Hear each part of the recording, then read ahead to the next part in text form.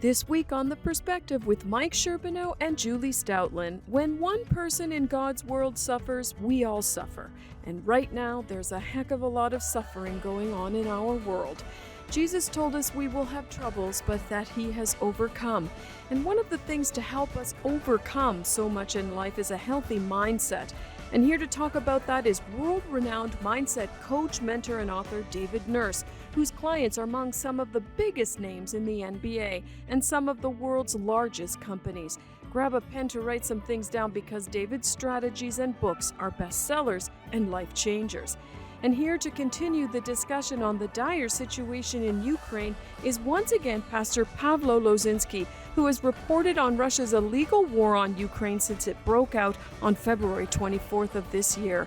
Mike, Julie, and Pavlo will discuss the complex and often contradictory messages of the biblical view of war and peacetime. Plus, the youngest among us are greatly affected by what's going on in our world today. They soak up every minute of the toxicity, even if they don't seem to be listening. Every bit of encouragement and direction we can offer them is needed. Josiah and Micah Keenely of Young Adults Today are here to tell us what we most need to know. Now over to Mike and Julie for these amazing perspectives. We're glad you're with us today on The Perspective. We're going to be talking about some heart-wrenching things, but in the midst of those difficult things that we're going to be talking about, there is hope. And if you've ever lost hope in a situation you're in, maybe it's a health situation, perhaps it's a financial situation, maybe it's a relationship situation, it is so easy to feel overwhelmed. Julie, I'm glad you're with us today. I'm glad to be here as always. Have you ever been overwhelmed? Oh, yeah, no, never. Yeah, of course, many, many, many times. Can you just do that again? So I shouldn't make fun of you in the midst of a serious subject, but it really is, you can get swamped, can't you? Absolutely. I've been overwhelmed many, many times, absolutely. And I know one of the things that I have been practicing that helps me, and I'll share that. I'll let you come back in a moment with your own thoughts. But I have discovered, especially through the summer months, that I had to choose to give thanks. Yes. And there were moments when I just said, I can't do it anymore. And God was reminding me that, you know what, I need to give Him thanks. And it immediately began to change my mindset and my attitude, even though my physical situation was really dire. And that's where it starts. That was powerful for me. That is powerful. And that's what we need to do. Absolutely. Is that what you do as well? Oh, yeah. I have to take my thoughts. I talk about that many, many times on the show. I take my thoughts, capture them, say, no, enough of these negative thoughts. I got to get rid of them. And I start choosing to think differently. And it's work. Well, you know, I got a great promise. We're going to talk to Pavlo in just a second. But I came across this recently again. I want to read it to you today. It says, the steadfast love of the Lord never ceases. His mercies never come to an end. They are new every morning. Great is your faithfulness. I hope you'll hold on to that truth today. We've got Pavlo Lozynsky with us again, and I hope he keeps coming back again and again. Pavlo, welcome. We're glad you're here today. And how are you keeping today? Hello, good to be with you again. I'm all right. Last 2 weeks was really hard in Ukraine and a lot of massive strikes all over Ukraine. So my thoughts are there with my team, and I plan to go there in November. So, but right now I'm good. I'm all right. So right now you're in Canada. You're getting ready to go back and to the church that you pastor. And also the relief work that you're spearheading is mind-boggling. But I know Julie has a question for you. Yeah, you know, before we get into this first question, I was just reading your website the other day and seeing how you've journeyed building the church and making such a huge impact in that city with so many university students and seeing all the wonderful teams that came and helped out in the earlier years. I was thinking, I bet you just couldn't imagine where you are today. And I wanted to ask you, how have you processed this whole journey from where you started with your church in Ukraine to having to deal with life now? It's we don't choose what happens to us, right?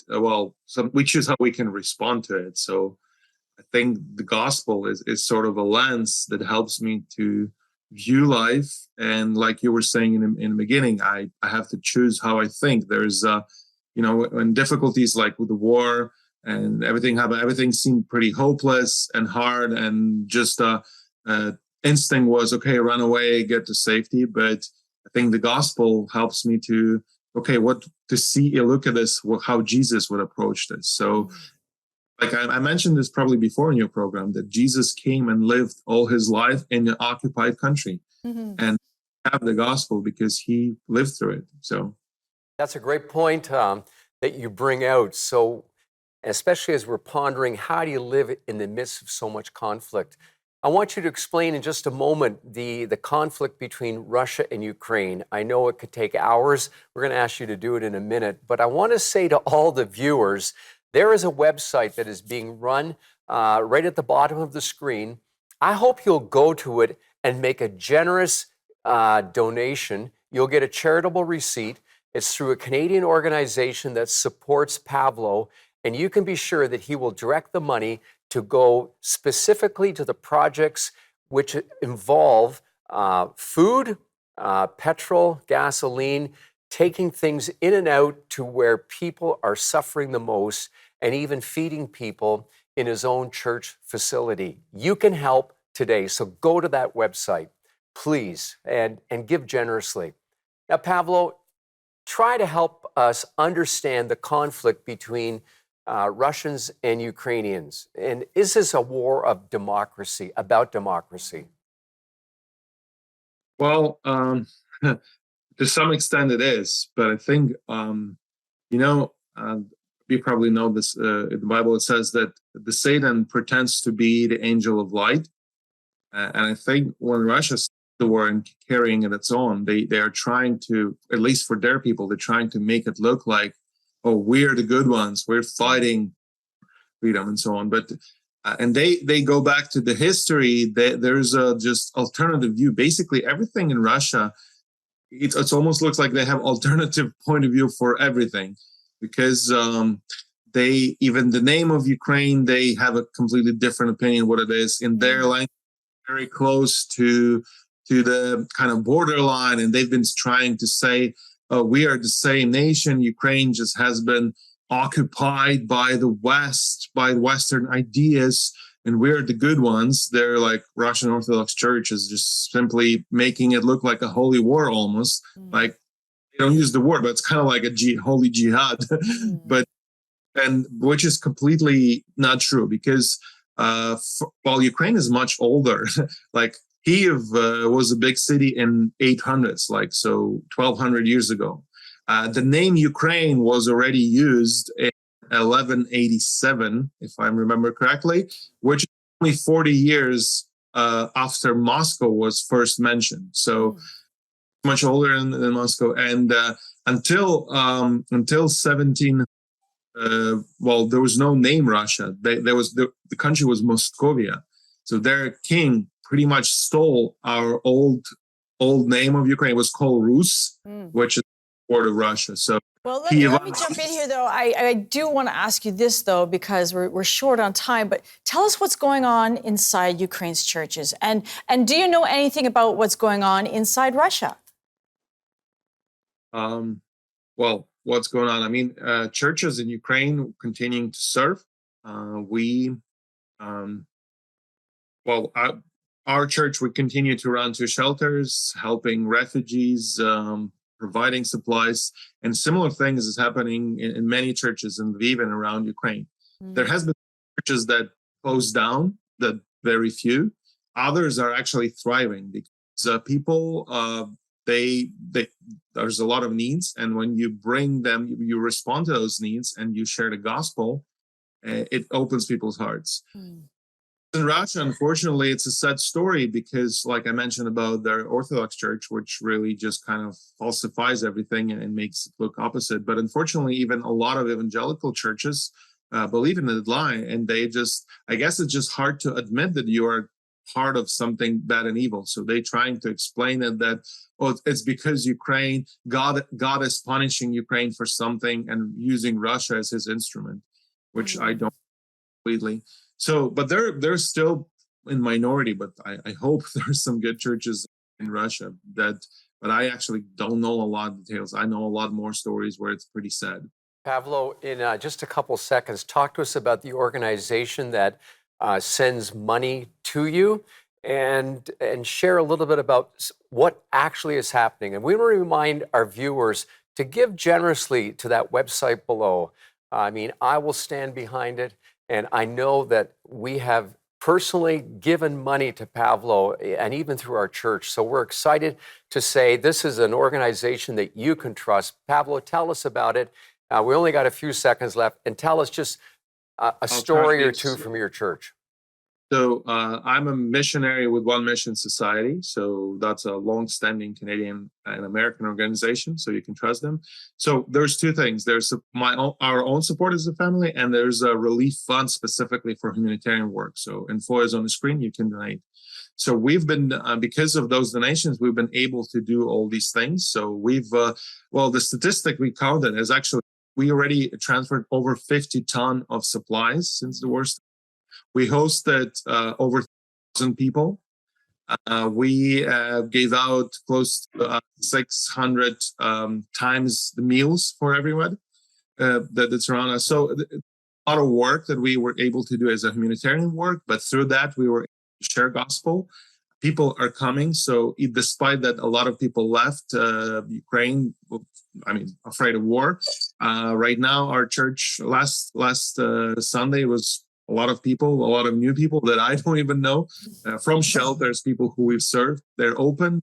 They want to hear more about Jesus. They've experienced practical help and love. So, and I'm looking forward to return in November and jump in and help. I mean, from Canada here, I'm coordinating everything. I'm kind of connecting.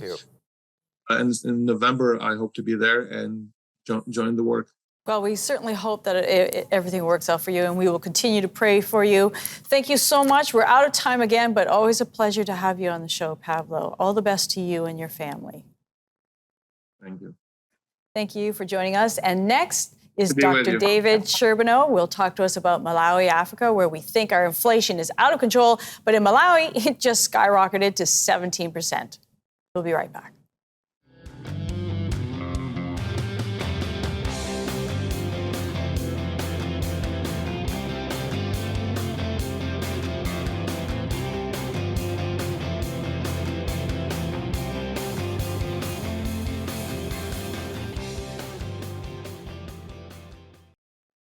Well, no stranger to the perspective is Mike's brother, Dr. David Sherbino, who is here to talk about Africa, specifically Malawi. David, thanks for being here. Let's talk about 17% inflation. That's just incredible as we deal with our own here. The 17% inflation actually just happened within 1 month.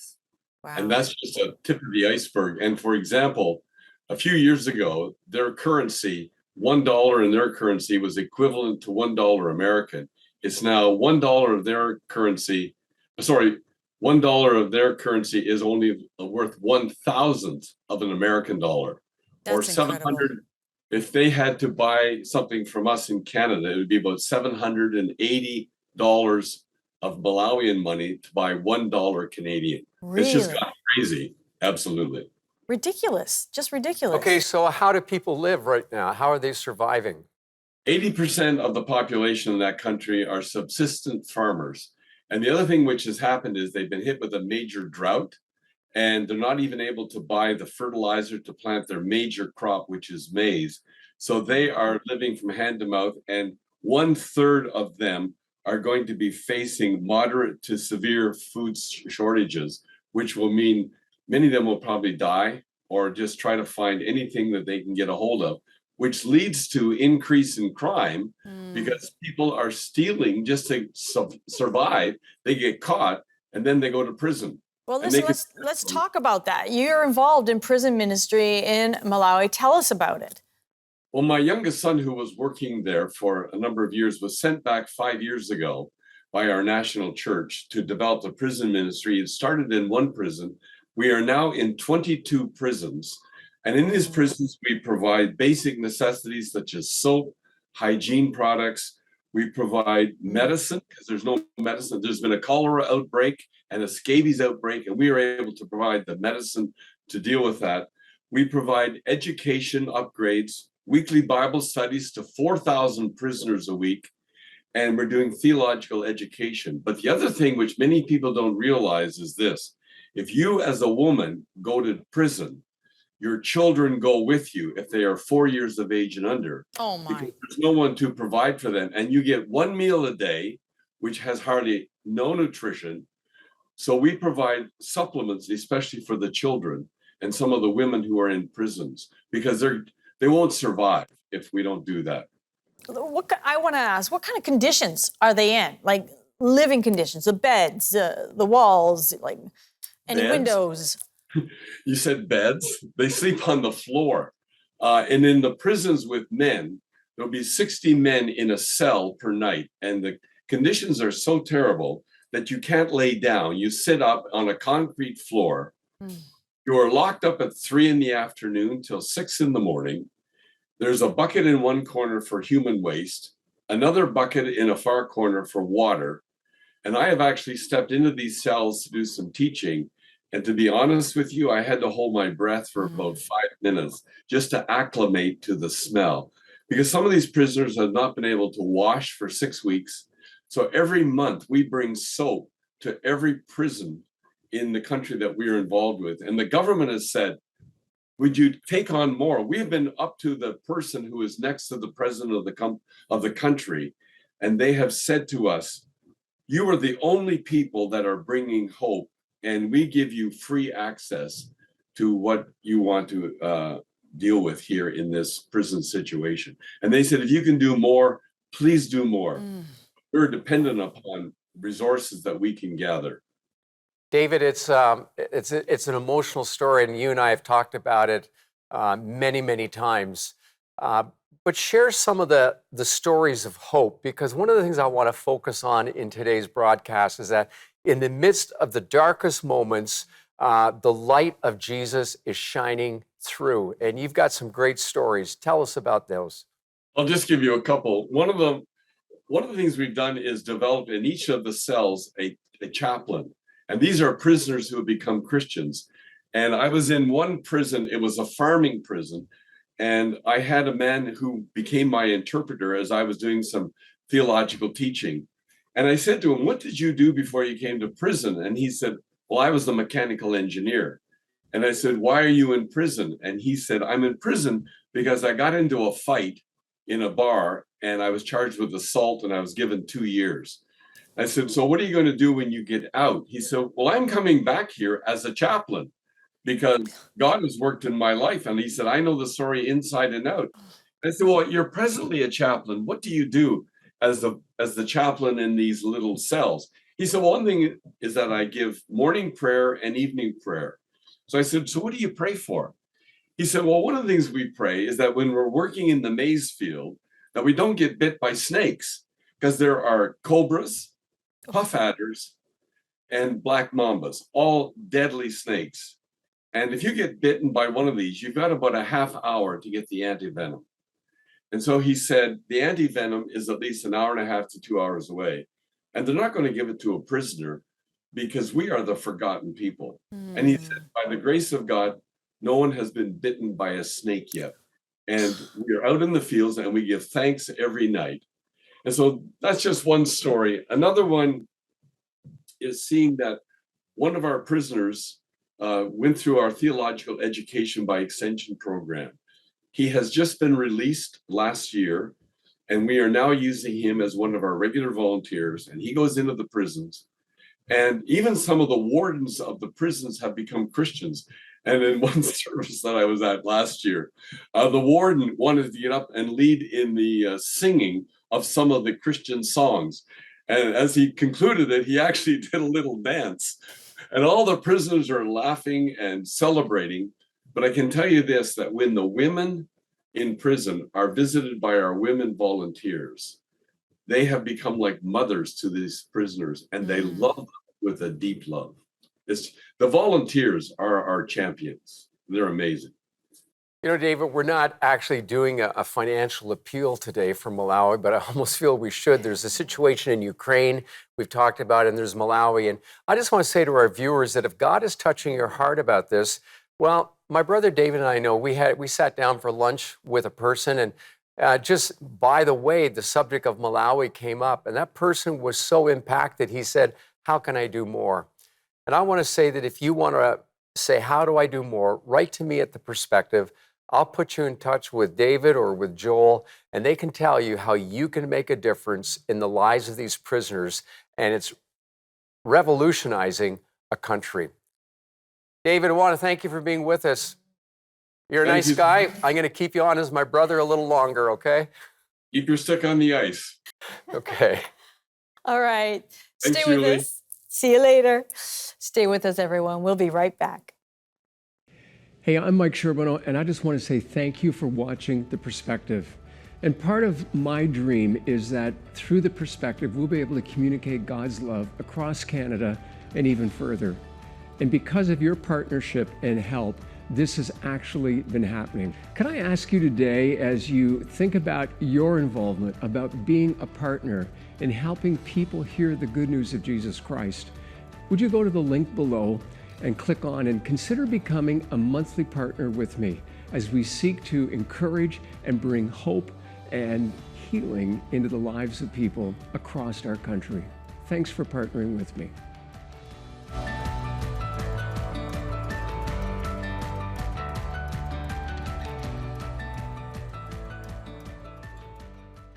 Well, one of the things I'm excited about at The Perspective is that not only as you partner with us, but we're able to partner with other people.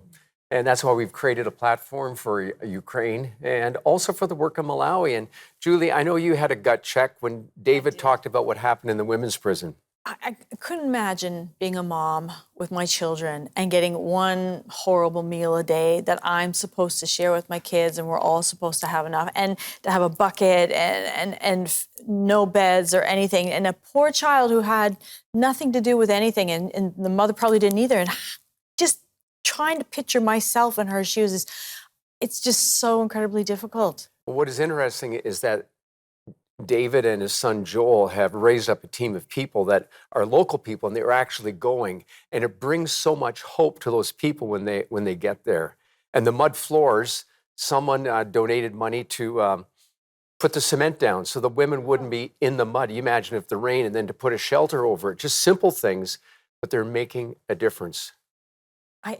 It's just overwhelming. I mean, to have the urge to go, that's what God calls us to do. The harvest is ready. Are we willing to go? And sometimes that can be really difficult, but so needed. So needed. So needed. Yeah, and we're going to talk more about that, why The Perspective is here right after this short break.